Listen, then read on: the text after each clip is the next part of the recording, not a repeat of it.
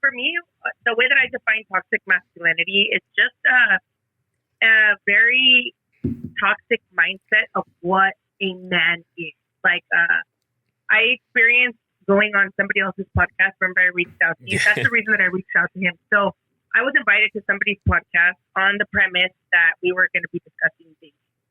And I was like, okay, cool. Like, we're going to be on a panel. It's going to be great. You know, like, it's going to be girls' opinions, guys' opinions, whatever.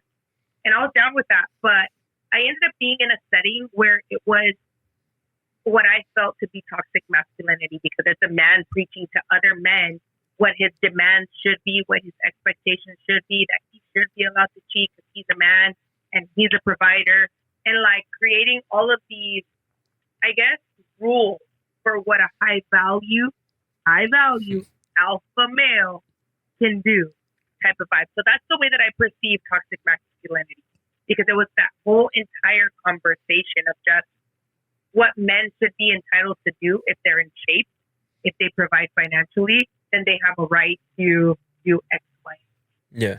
as opposed to women.